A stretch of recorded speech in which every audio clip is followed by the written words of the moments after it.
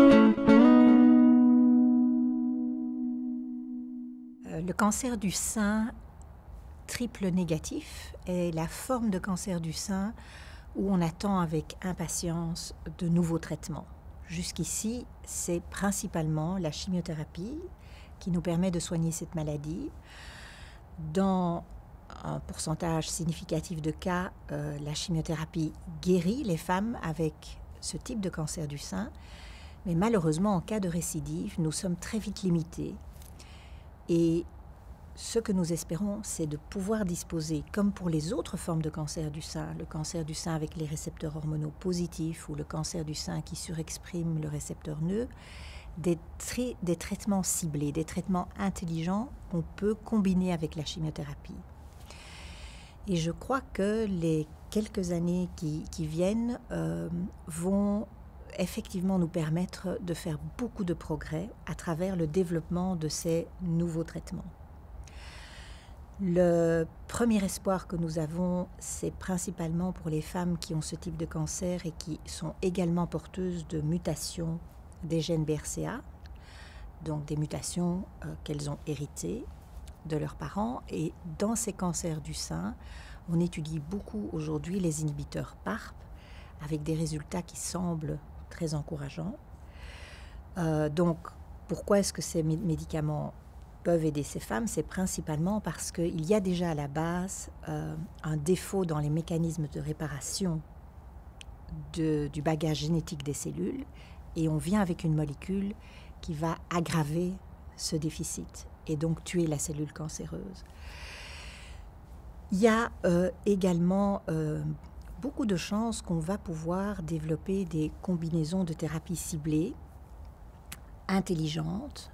Ceci repose sur des technologies de pointe qui permettent aujourd'hui de bien caractériser ces cancers, d'aller bien au-delà de la simple évaluation des récepteurs hormonaux, du récepteur nœud que ces tumeurs n'ont pas, mais on peut trouver dans ces cancers des anomalies génétiques pour lesquelles il existe des médicaments. Et donc, on va voir se développer des protocoles d'études où, après avoir analysé ces cancers en profondeur grâce à ces nouvelles techniques de séquençage, on va pouvoir matcher en quelque sorte les anomalies qu'on va trouver dans la tumeur avec des médicaments. Et cette recherche-là devrait effectivement aboutir à des résultats encourageants. On s'est aussi rendu compte qu'un petit sous-groupe de ces cancers du sein triple négatif, un peu moins agressif que les autres, exprimait un récepteur d'androgène.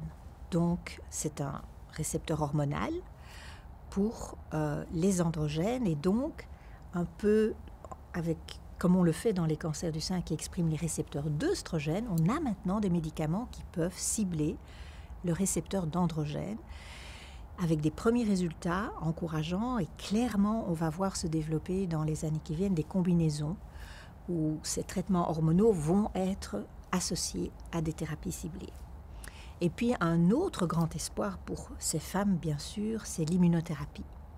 On a assisté à des premiers résultats encourageants avec les nouveaux médicaments d'immunothérapie qui, en quelque sorte, réveillent le système immunitaire, donc bloquent le frein que la tumeur exerce sur le système immunitaire. Et avec ces tout premiers essais cliniques, on voit qu'une patiente sur 5 a une réponse spectaculaire à ce médicament qui est de longue durée.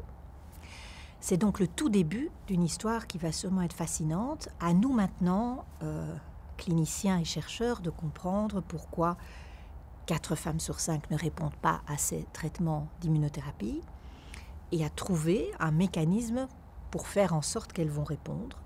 Et nous pensons tous que dans le cancer du sein, nous, triple négatif, on devra probablement aller vers des combinaisons de 2 types d'immunothérapie, par exemple, ou des combinaisons d'immunothérapie avec des médicaments intelligents qui vont véritablement cibler des anomalies génétiques de la tumeur.